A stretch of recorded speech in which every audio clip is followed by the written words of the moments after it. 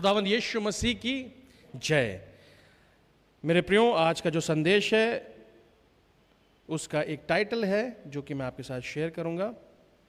आज का जो शीर्षक है मेरे प्रियो आज के संदेश का, वो है आत्मिक flight mode, spiritual flight mode. और इसकी जो प्रेरणा है वो है यशायाह की पुस्तक, उसका 40वां अध्याय। यदि आपके पास है तो आप निकाल सकते हैं। यशायाह की पुस्तक में से हम देखेंगे इस प्रेरणा को।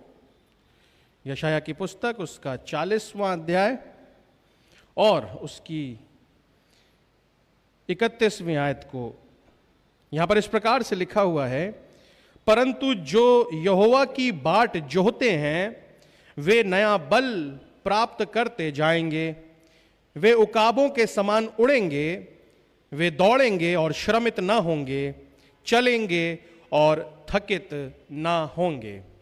और जो हमारा आज का विषय है, सब्जेक्ट है, वो है संसार से नाता तोड़ो और खुदा से खुद को जोड़ो। Disconnect from the world and connect with God. और इससे पहले कि हम आत्मिक फ्लाइट मोड को जाने, स्पिरिचुअल फ्लाइट मोड को जाने, हम लोग ये देख लेते हैं कि ये फ्लाइट मोड क्या होता है। फ्लाइट मोड का आविष्कार किस, आत्मिक फ्लाइट मोड को जानने से खुद को ना होंगे। और जो हमारा आज का विषय है, सब्जेक्ट है, वो है संसार से नाता तोड़ो और खुदा से खुद को जोड़ो। Disconnect from the world and connect with God. और इससे पहले कि हम आत्मिक फ्लाइट मोड को जाने, स्पिरिचुअल फ्लाइट मोड को जाने, हम लोग ये देख लेते हैं कि ये फ्लाइट मोड क्या होता है। फ्लाइट मोड का आविष्कार किसने किया? फ्लाइट मोड या एयरप्लेन मोड जो है हमारे फोन के अंदर एक फीचर होता है। आप सबके पास फोन है? किस किस के पास है फोन? सबके पास है। और इस फोन के अंदर मेरे प्रियो, आपने देखा होगा जब आप नीचे स्लाइड करेंगे या उसको ऑप्शन में जाएंगे तो वहां पे एक एरोप्लेन बन के आता है सबके। और उस एयरप्लेन मोड का एक होने का एक कारण है, उसको बनाया गया कंपनीज के द्वारा। तो ये हुआ क्यों रखा गया है, इसको हम पहले समझेंगे और उसके बाद हम स्पिरिचुअल फ्लाइट मोड को समझने की कोशिश करेंगे। फ्लाइट मोड किसी एक व्यक्ति द्वारा नहीं बनाया गया था, बल्कि यह स्मार्टफोन के विकास के साथ एक मानक फीचर बन गया था। इसे 2000 के दशक की शुरुआत में पेश किया गया था, जब मोबाइल फोन के सिग्नल हवाई जहाज़ों के संचार सिस्टम में बाधा डालने लगे थे। मेरे प्रियो, ये बात हो रही है वर्ष 2000 और उसके बाद के समय की। उससे पहले का समय आपको याद होगा कि स्मार्टफोन्स नहीं हुआ करते थे। जितने लोग उससे पहले थे, उस समय में वायर वाले फ़ोन चला करते थे। रिलायंस के फ़ोन थे और फोन्स थे, और BSNL का मेन जो था भारतीय संचार निगम लिमिटेड, और वो वहाँ पर उसका कनेक्शन दिया करते थे वो, और उसको डायल करने वाले वो फ़ोन होते थे, और उस फ़ोन को हम लोग इस्तेमाल किया करते। लेकिन जैसे जैसे टेक्नोलॉजी आगे बढ़ती गई तो धीरे धीरे फ़ोन में भी विकास आया और वायरलेस फ़ोन शुरू हो गए, जैसे कि आज हम लोग देख सकते हैं। हमारे ऑनलाइन जो मित्र हैं, साथी हैं, वो भी इस फ़ोन की टेक्नोलॉजी के द्वारा इस वक्त में इस आराधना को देख पा रहे हैं। तो ये जो फ़ोन था, जब लोग इसको इस्तेमाल करने लगे, इसका कहना चाहिए बहुत ज़्यादा इस्तेमाल बढ़ गया। और साथ ही साथ हम लोग देखते हैं कि जब लोग एरोप्लेन में जाकर सफ़र करने लगे तो वहाँ पर एरोप्लेन को चलाने के लिए वायरलेस सिग्नल्स का यूज़ होता है उनको। क्योंकि जैसा हम लोग यहाँ पर जब सड़क पर चलते हैं तो यहाँ का तो हमें पता है कि कहाँ जाना है, कहाँ नहीं जाना है ना, कौन सा मोड़ है और कौन सा सिग्नल है। रेड सिग्नल आ गया, ग्रीन सिग्नल आ गया, येलो सिग्नल आ गया। लेकिन ऐसा आसमान में तो कहीं नहीं है, और आसमान में कहीं पर भी कोई भी सिग्नल नहीं है। लेकिन वहाँ पर एक सिस्टम को बनाया गया है एरोप्लेन के अंदर, और वो उसको अपने उस नेविगेशन सिस्टम में देखते हैं, और वो भी सब सिग्नल के द्वारा चला करता है। तो जब लोगों ने स्मार्टफोन का इस्तेमाल शुरू किया तो एरोप्लेन में आने वाले सिग्नलों में बाधा उत्पन्न होने लगी, जिसकी वजह से उनको रास्ता देखने में परेशानी उत्पन्न होती थी। तो लोग कंपनीज ने क्या काम किया, जैसे कि हम लोग देख सकते हैं कि प्रमुख फोन निर्माताओं जैसे कि नोकिया और मोटोरोला और कंपनीज ने इस फीचर को अपनाया और यह हवाई यात्रा के दौरान इलेक्ट्रॉनिक उपकरणों के लिए एक आवश्यक वस्तु बन गया। तो होता क्या है कि जब आप अपने फोन में फ्लाइट मोड को ऑन करते हैं तो ऐसी क्या चीज होती है, हम लोग देखते हैं कि क्यों इसका इस्तेमाल होता है। देखिए, फ्लाइट मोड या एयरप्लेन मोड एक ऐसा विकल्प है जो मोबाइल डिवाइस में वायरलेस सिग्नल ट्रांसमिशन को बंद कर देता है। वायरलेस सिग्नल ट्रांसमिशन क्या है? ये जो अभी आप लोग देख रहे होंगे कि हमारे फोन जो है ये तो हमारे हाथ में है, लेकिन इसमें कहीं भी कोई भी तार जुड़ा हुआ नहीं है। ये सब कुछ वायरलेस तरीके से सिग्नल्स के माध्यम से जुड़ा हुआ है और उसके जरिए से हम लोग फ़ोन पे बातचीत भी करते हैं, मैसेजेस भी करते हैं, व्हाट्सएप भी चलाते हैं, फेसबुक चलाते हैं और यूट्यूब चलाते हैं और बहुत सारे काम हम लोग करते हैं। तो ये सब कुछ इस सिग्नल ट्रांसमिशन के अंतर्गत आता है।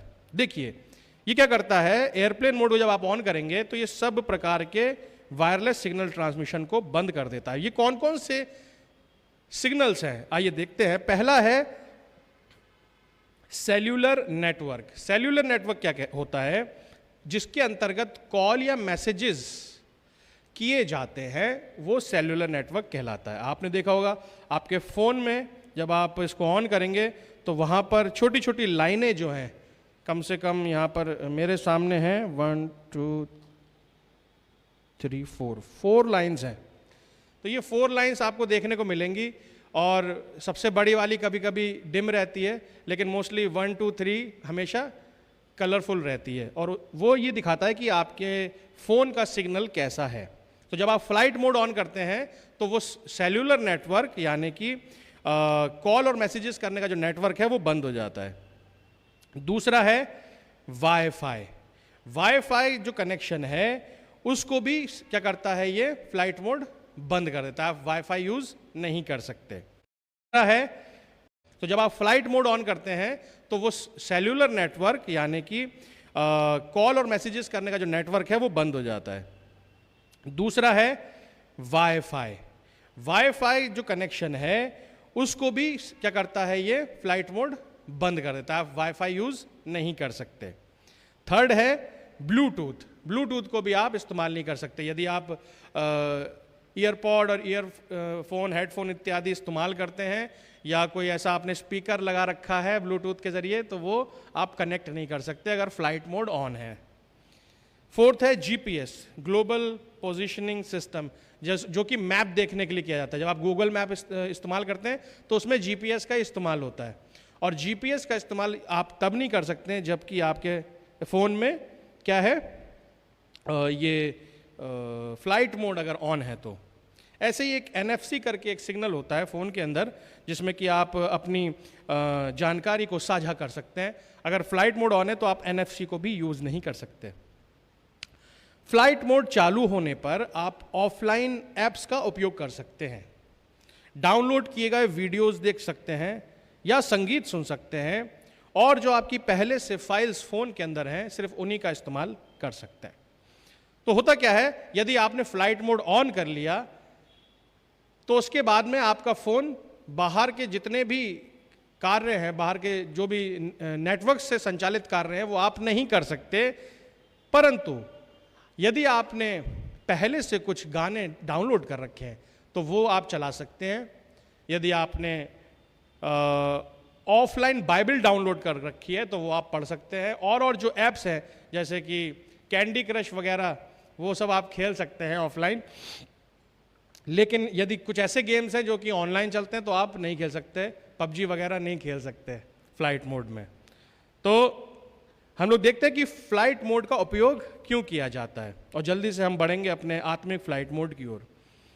फ्लाइट मोड का उपयोग पहली बात है उड़ान के दौरान सुरक्षा के लिए किया जाता है। हवाई जहाज के संचार और नेविगेशन सिस्टम में हस्तक्षेप से बचने के लिए इस फ्लाइट मोड का उपयोग करते हैं।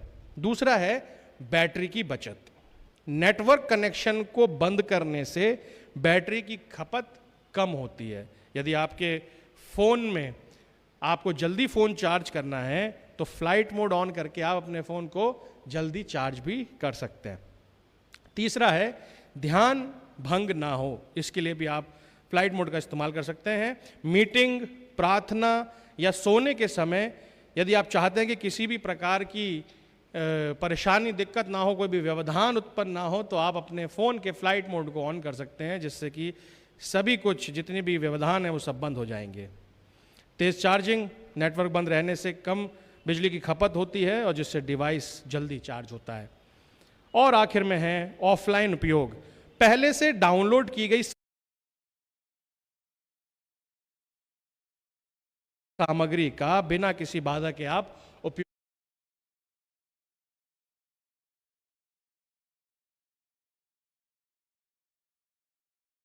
फ़ोन के फ्लाइट मोड को ऑन कर सकते हैं, जिससे कि सभी कुछ जितने भी व्यवधान हैं वो सब बंद हो जाएंगे। तेज़ चार्जिंग, नेटवर्क बंद रहने से कम बिजली की खपत होती है और जिससे डिवाइस जल्दी चार्ज होता है। और आखिर में है ऑफलाइन उपयोग, पहले से डाउनलोड की गई सामग्री का बिना किसी बाधा के आप उपयोग कर सकते हैं। आराम से आप अपने जो भी अगर मूवीज़ डाउनलोड कर रखी हैं आपने यीशु मसीह वाली, तो आप देख सकते हैं, गीत सुन सकते हैं और बाइबल पढ़ सकते हैं। Praise the Lord. आइए अब हम लोग चलेंगे आत्मिक फ्लाइट मोड की तरफ, और इससे पहले कि हम उसको देखें एक छोटा सा कोट है जो कि परमेश्वर के अभिषिक्त जन भाई विलियम ब्रैनम के द्वारा बोला गया था। उन्होंने एक संदेश दिया था, उसमें उन्होंने बोला है जब उनकी आंखें खुल गईं तो उन्होंने उसे पहचान लिया कि संदेश के अंदर। और यहाँ पर इस प्रकार से वो कहते हैं, टेलीविज़न पर हास्य कलाकार सुनाते हैं और रेडियो पर सीटी बजा रहे हैं और गा रहे हैं और गंदे चुटकुले सुना रहे हैं और अपशब्द और भद्दी बातें कह रहे हैं जिनकी यहाँ तक अनुमति भी नहीं दी जानी चाहिए, और सारी पत्रिकाएं और अन्य चीज़ें नग्न अनैतिक महिलाओं से भरी हुई हैं। हर एक चीज़ मन को तृप्त करने की कोशिश कर रही है, आपको शांत करने की कोशिश कर रहे हैं। यह मुझे अंधेरे में सीटी बजाते हुए एक छोटे लड़के की याद दिलाता है जो कब्रिस्तान में से होकर गुजर रहा है, खुद को यह सोचने की कोशिश करवाते हुए कि वह डरता नहीं है। आप मृत्यु से डरे हुए हैं और आप ये जानते हैं, आप जानते हैं कि आप न्याय में जाने वाले हैं और ये आ रहा है क्योंकि आपने पवित्र आत्मा की निंदा की है और आपने पुनरुत्थित यीशु मसीह को ठुकरा दिया है। सही है, उनकी आंखें बंद हैं, वे नहीं जानते। और यहां पर ये जो संदेश है ये इस बात के बारे में एक चेतावनी दे रहा है उन लोगों को जो कि परमेश्वर के कलाम को सीरियसली नहीं लेते हैं। जैसे कि हम और आप इस समय में परमेश्वर के वचन को सुनने के लिए यहां पर बैठे हैं। हम चाहते हैं कि परमेश्वर का कलाम हमें क्या करे, सुधारे, सिखाए, हमें अपने योग्य बनाए। लेकिन जो संसार है वो इस बात से अनभिज्ञ है कि यीशु मसीह ने उनके लिए भी अपनी जान को दिया है।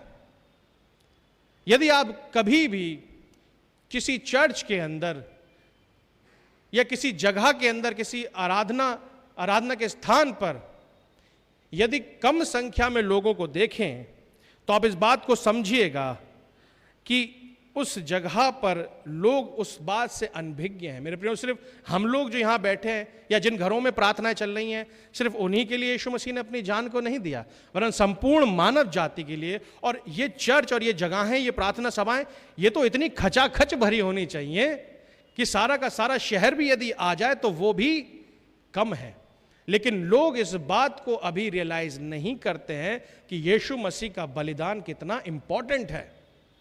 और हर जगह सिर्फ और सिर्फ ऐसी बातें हो रही हैं जो कि अगर आप इस समय में रियलाइज करें कि यदि यीशु मसीह इस समय में होते तो उन्हें कैसा फील होता।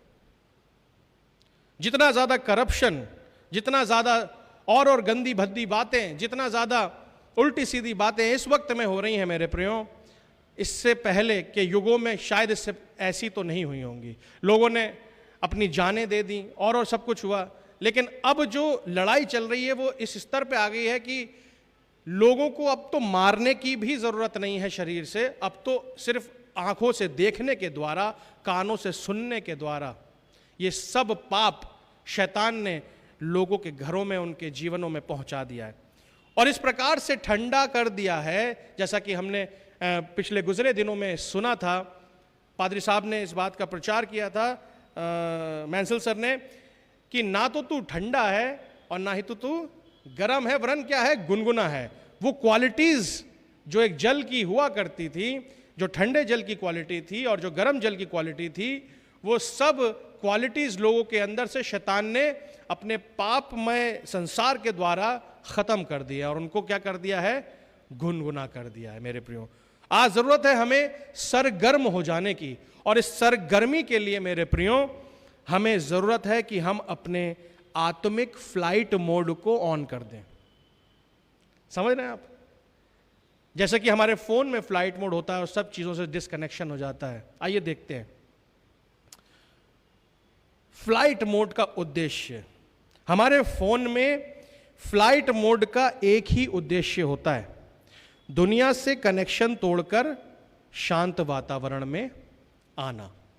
और इसी तरह हमें भी अपनी आत्मा को आत्मिक फ्लाइट मोड में ले जाना चाहिए ताकि हम दुनिया की हलचल से दूर होकर परमेश्वर के साथ समय बिता सकें।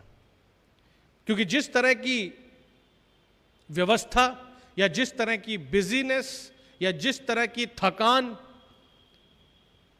शैतान ने इस संसार के अंदर सेट करी है, उसके लिए सिर्फ एक ही चीज है जो हमें बचा सकती है और वो है आत्मिक फ्लाइट मोड।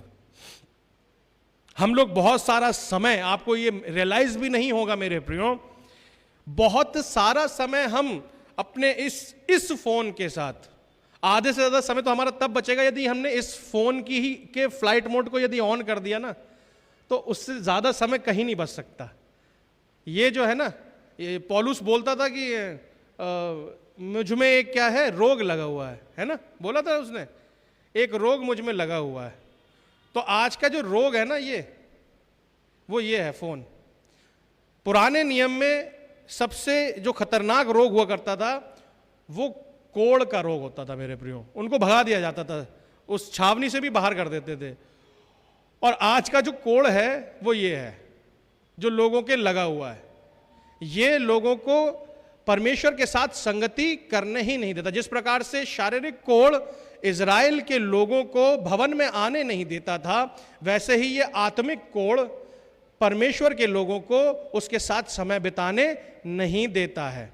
और ये इतना गंदा है कि आप बस लेटे लेटे इसको रगड़ते रहेंगे, रात भर निकल जाएगी, 1 बज जाएगा, 1:30 बज जाएगा, 2 बज जाएगा, 2:30 बज जाएगा, फिर आपको लगेगा क्या ही प्रार्थना करूं, अब सो जाता हूं, सुबह ही कर लूंगा, सुबह कर लूंगी। क्योंकि इतना ज्यादा रील देख के और ये फोन को स्लाइड कर करके हमने अपना समय बर्बाद कर दिया। ये मेरे प्रियो, ये कोढ़ है और इस आत्मिक कोढ़ से बचने के लिए आत्मिक फ्लाइट मोड को लगाना जरूरी है। सेकंड पॉइंट देखेंगे, दुनिया से डिस्कनेक्ट करें।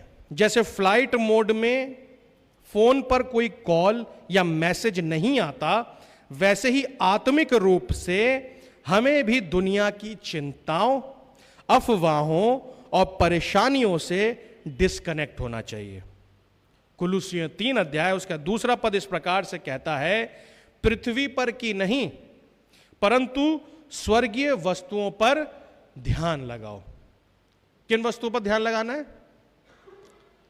स्वर्गीय वस्तुओं पर नहीं, पृथ्वी की वस्तुओं पर ध्यान लगाओ। ऐसा कहता है वचन? जी नहीं, पृथ्वी पर की नहीं वरन स्वर्गीय वस्तुओं पर ध्यान लगाओ। और ये स्वर्गीय वस्तुएं सिर्फ और सिर्फ आपको इस कलाम में मिलेंगी, इस वचन में मिलेंगी। जब आप इसके साथ अपना समय ज्यादा से ज्यादा स्पेंड करेंगे मेरे प्रियो, तब आपको बहुत सारी स्वर्गीय वस्तुएं मिलती चली जाएंगी। थर्ड पॉइंट, परमेश्वर से कनेक्ट करें। फ्लाइट मोड में फोन की प्री डाउनलोडेड एप्स और सॉन्ग्स ही काम करते हैं। उसी प्रकार जब हम आत्मिक रूप से डिस्कनेक्ट होते हैं तो हमें वचन के भजन और आयतों को अपने मन में क्या कर लेना चाहिए? भर लेना चाहिए। हमें अपने आप को संसार की चिंताओं, मुक्ति और परेशानियों से दूर करके क्या करना है, उसके वचनों से खुद को भर लेना है। जब ये बाइबल, क्योंकि हर जगह आप तो ये ले जा नहीं सकते, हर जगह तो खोल नहीं सकते, पर यदि जब आप काम भी कर रहे हो तो भी आप एक काम कर सकते हैं कि आप परमेश्वर के गीतों को गुनगुना सकते हैं, आप परमेश्वर के वचनों को दोहरा सकते हैं। कोई भी गीत आप पकड़ सकते हैं, आप अपना काम भी करते रहिए, अपनी जॉब करते रहिए, कहीं जा रहे हैं रास्ते में गाते रहिए गीत। कितने अच्छे अच्छे गीत हैं। एक गीत मुझे बहुत पसंद है, यहोवा चरवाहा मेरा, कोई घटी मुझे नहीं है। इस गीत को गाइए, क्योंकि ये भजन संहिता के अंदर इसके विषय में हमने पढ़ा भी है। यहोवा चरवाहा मेरा, कोई घटी मुझे नहीं है, हरी चराइयों में मुझे स्नेह से चराता वो है। प्री डाउनलोडेड है ना, इसके लिए किसी कनेक्शन की जरूरत नहीं है। इसके लिए सिर्फ ऐसा नहीं कि आराधनालय में ही आके आपको ये गीत गाना है, नहीं, चलते फिरते उठते बैठते इन गीतों को गा सकते हैं और प्रभु की उपस्थिति में बने रह सकते हैं। मेरे प्रियो, भजन संहिता पहला अध्याय उसका दूसरा पद क्या कहता है, परंतु वह तो यहोवा की व्यवस्था से प्रसन्न रहता और उसकी व्यवस्था पर रात दिन ध्यान करता रहता है। कितनी प्यारी बात है।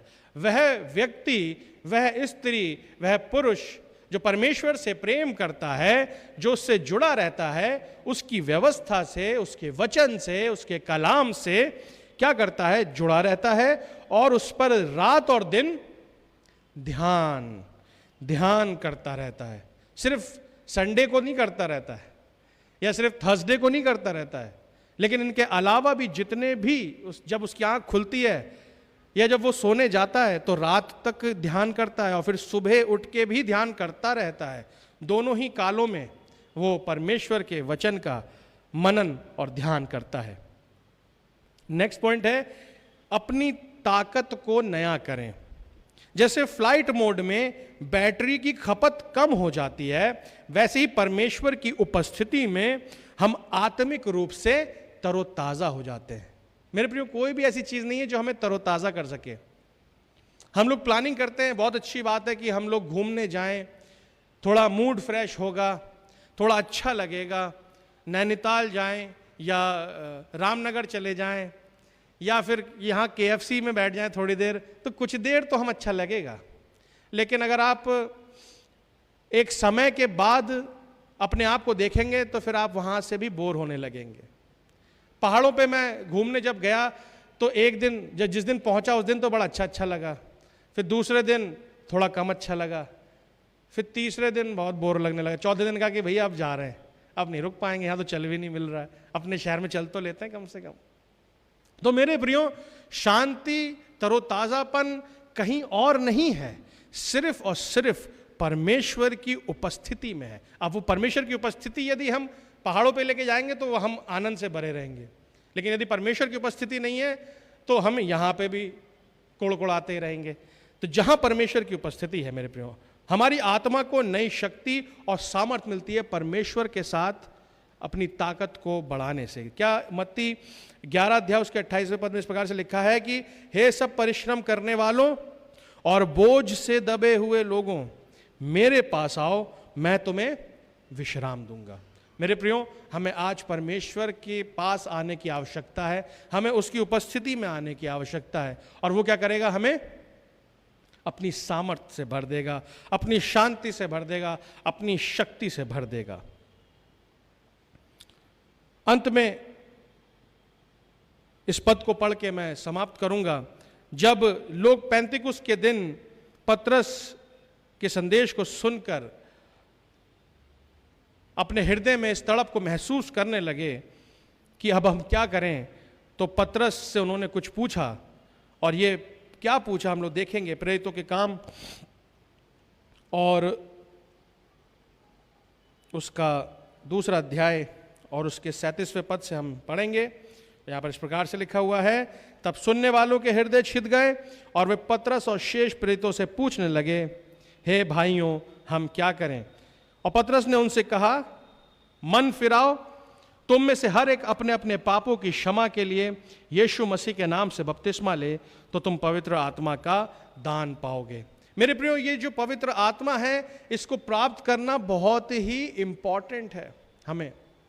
अभी मैं रास्ते में जब आ रहा था तो आते वक्त में पीछे पीएससी के पास में एक वहाँ पर सिग्नल लगा हुआ है और वहाँ पे 3 लाइटें जलती हैं। हम लोगों ने देखा ना, सिग्नल में 3 लाइटें जलती हैं। कौन कौन सी होती हैं? ब्लू, पिंक और मैरून। नहीं, कौन कौन सी होती हैं? Red, green, yellow. बहुत बढ़िया, ताली बजाइए अपने लिए, बहुत अच्छा जवाब दिया है। पता है सबको, मुझे तो लगा कि शायद पिंक वगैरह है उसमें, लेकिन आप लोगों ने सही बताया। 3 कलर होते हैं उसमें, रेड, येलो और ग्रीन। तो ये जो 3 कलर हैं मेरे प्रियो, जैसे कि एक रास्ते के अंदर ये सिग्नल को बनाया गया है, कुछ भी ऐसे ही नहीं है मेरे प्रियो।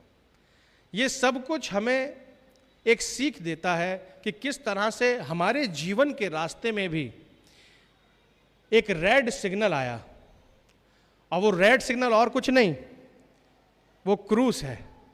खून से भीगा हुआ वो क्रूस लाल रंग का जब हम देखते हैं तो मेरे प्रियो, हमें इस बात पे रुक जाने की आवश्यकता है कि अब हमें संसारिकता में उस सड़क पे भागना नहीं है। होता क्या है कि रेड सिग्नल जब हम देखते हैं तो क्या होता है? रुकना होता है ना। और अगर नहीं रुकते हैं तो क्या करेंगे? पुलिस वाले चालान कर देंगे। आजकल तो बड़ा हाईटेक सिस्टम आ गया भैया। हम लोग अगर पार कर देंगे तो वो लोग हमारा नंबर स्कैन कर लेते हैं और अब हमारे फोन में मैसेज आ जाता है, संसारिकता में उस सड़क पे भागना नहीं है। होता क्या है कि रेड सिग्नल जब हम देखते हैं तो क्या होता है? रुकना होता है ना।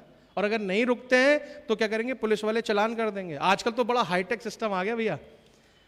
हम लोग अगर पार कर देंगे तो वो लोग हमारा नंबर स्कैन कर लेते हैं और अब हमारे फोन में मैसेज आ जाता है कि भैया ये चालान कट गया, अपने आप भरते रहो।